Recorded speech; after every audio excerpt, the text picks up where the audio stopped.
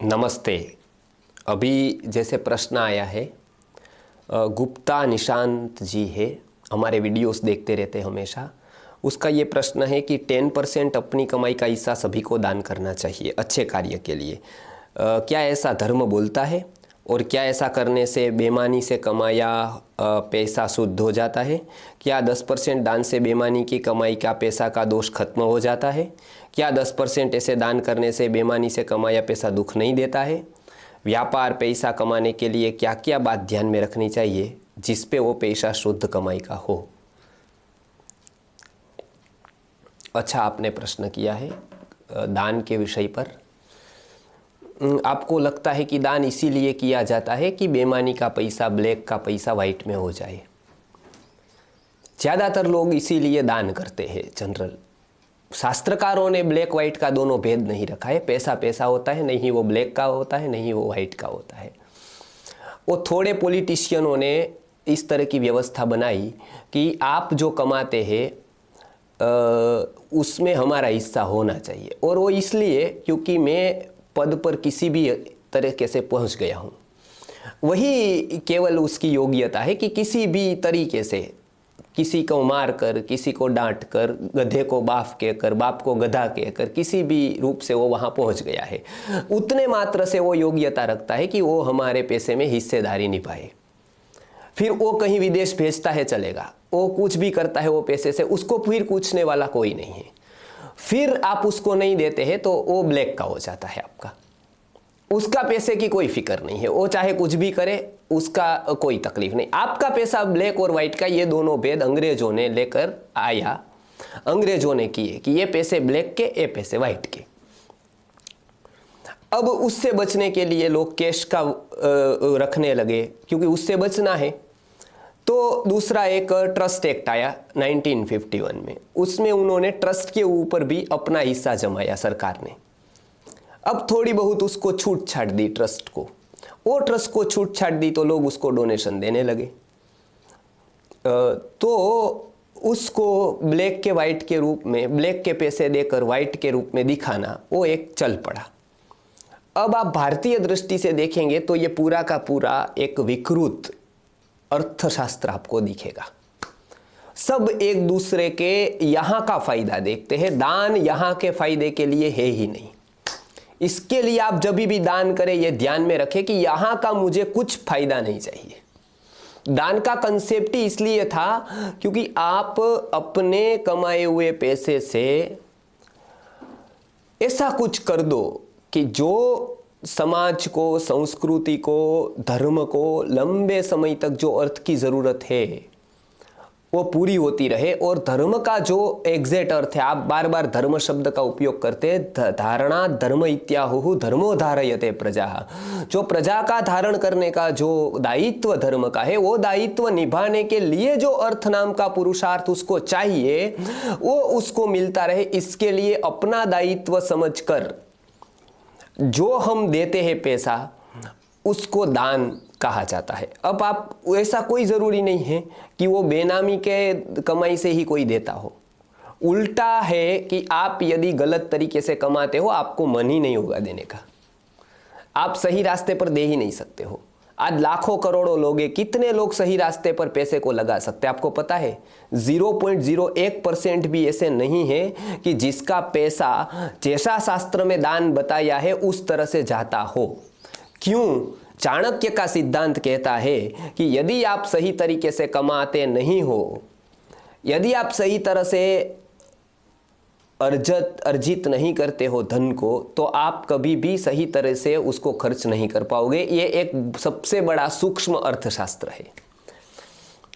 आप कहते हैं कि बेनामी का पैसा शुद्ध हो जाता है, कैसे होगा? एक किसी को 10 लाख लूट कर आप 1 लाख किसी को दान भी दे दोगे तो पहले तो बात यह कि आप वो दान दे ही नहीं पाओगे, क्योंकि आपको बुद्धि ही नहीं आएगी कि इसको कहीं लगाने का। और वो बुद्धि आपको आएगी तो आप 10 लाख लूट नहीं पाओगे। दोनों बात है, एक ही आदमी ये दो नहीं कर पाएगा। आप समझ गए ना? आप ये कहोगे कि वेदांत भाष्य पढ़ने से या पढ़ाने से या उसको व्यवस्थित अध्ययन करने से क्या 10 हत्याओं का पाप धुल जाएगा? पहली तो बात यह कि वो 10 हत्या ही नहीं करेगा। और दूसरी बात 10 हत्या कर दी है और वास्तव में पश्चाताप होगा तो फिर वो इस तरह से करेगा कि वो कोई हत्या मायने नहीं रखेगी। यदि ऐसा है तो वास्तव में तो ये है कि जो एक बहुत अच्छी इसके ऊपर कहानी है कि एक बेटी थी, बहुत सारी छोटी छोटी लड़कियां थी एक घर पे। बनारस के पंडित का घर था। गुरुजी हमेशा ये बात बताते थे। सबको 10-10 रुपया देते थे पहले के काल पे। एक महीने पे कुछ भोजन कराया जाता था, 10-10 रुपया देते थे। वो लड़की थी, सब लोग अलग अलग रख कर आते थे। कोई अपने कबाट पे रखाता था, कोई अपने एक बहुत ही अच्छा ताला था वहाँ रखाता था, कोई ऐसा गला होता है वहाँ पर एक 10 रुपये डाल देता था जो केवल उसको आउट गोइंग हो सकता है, फिर इनकमिंग नहीं हो सकता है, निकाल नहीं सकते, इस तरह के डब्बे में रखता था ताकि कोई निकाल ना पाए। अलग अलग लोग रखते थे। एक लड़की थी ना, वो भगवत गीता में वो 10 की नोट रख देती थी और भगवत गीता बिल्कुल सामने पड़ी होती थी। उसके दादा ने पूछा कि सब बच्चे उसको बहुत ही सेफ जगह पर पैसे को रखते हैं, क्योंकि 10 रुपया उसकी हमारे 10 करोड़ 10 लाख के जैसा बच्चे के मन में 10 रुपये की कीमत होती है। उसके लिए वो जान है 10 रुपया, उसके लिए बहुत बड़ी रकम है। वो सापेक्ष बात है, पैसा हो किसके लिए कितना पैसा मायने रखता है वो सापेक्ष बात है। तो उसको पूछा कि आप यहाँ क्यों रखते हो। उसने बहुत अच्छा जवाब दिया कि आप ये अनसेफ जगह है। कोई भी व्यक्ति आएगा, गीता का पुस्तक खोलेगा और 10 रुपये लेकर चला जाएगा, तो आप ऐसी जगह पर क्यों रखते हो। कपाट है, ऊपर ये सब है, अंदर का कपाट है, बाहर का ये है, बहुत कुछ है, तो मैं हूँ, तो आप वहाँ पर क्यों। जो बेटी ने जवाब दिया ना, वो बहुत मार्मिक जवाब था। तार्किक था कि नहीं वो पता नहीं है, मार्मिक था। उसने बताया कि भगवत गीता खोलने वाला कभी चोरी नहीं करेगा, और चोरी करने वाला कम से कम भगवत गीता तो नहीं खोलेगा। वो पूरा छान मारेगा, तिजोरी खोलेगा, सब कुछ, गीता को नहीं खोलेगा। यदि गीता को खोलेगा चोरी नहीं करेगा बाद में। ये ताकत है बोले। अब वो ताकत गीता की बच्ची को समझ में आ गई कि कम से कम ये चोरी करने वाला तो ऐसा नहीं करेगा, और ऐसा करने वाला कम से कम चोरी नहीं करेगा।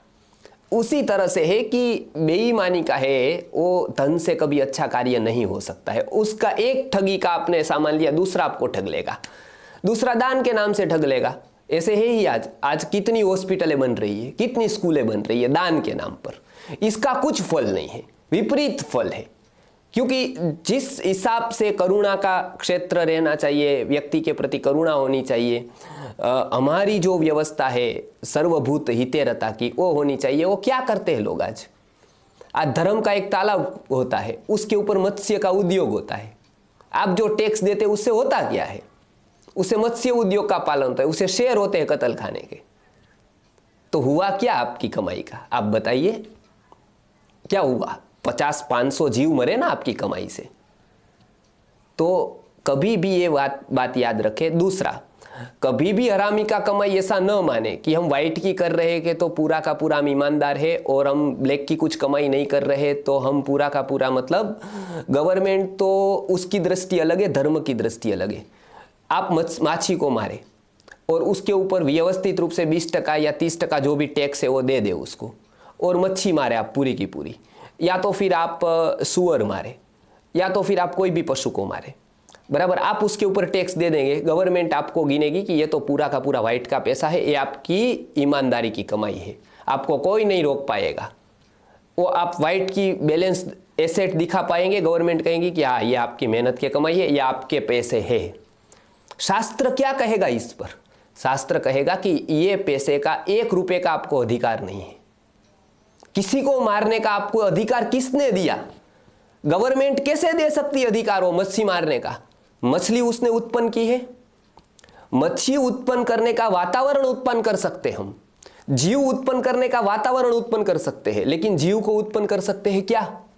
तो गवर्नमेंट भी कौन होती है अधिकार देने वाली, किसी को मत्स्य उद्योग का, किसी को मच्छी मारने का, किसी को सुअर को मारने का, किसी को कोई जीव को मारने का हक कैसे दे सकती है अधिकार। वो कैसे अधिकारी को अधिकार दे सकता है उसका, वो नहीं दे सकता है। और यदि आप ऐसे उद्योगों से कमाते हैं तो आप हराम की कमाई कर रहे हैं, और यदि कमाई ऐसी कर रहे हैं तो आप दान कर ही नहीं सकते। आपको दान करने के बीच में आपकी 50 प्रश्न आ जाएंगे, और वो 50 प्रश्न आपको दान नहीं करने देंगे। आज लोग क्यों दान नहीं कर पाते हैं? क्योंकि उसको दान के करने पर 50 प्रश्न मजबूर कर देते हैं। क्योंकि जो श्रद्धा से शुरुआत होनी चाहिए वो हमारी डाउट से, शंका से शुरुआत होगी। पहला ये आएगा कि इसका उपयोग ही नहीं होगा। इसके लिए हमारे यहां व्यवस्था थी, तपस्वाध्याय निरत ऋषि उसको उपयोग करते थे। दान लेने वाला कैसा होना चाहिए उसको आप शास्त्र में पढ़ लीजिए, कैसा लिखा है वो। तो अवश्य ही आपका प्रश्न है, सही है।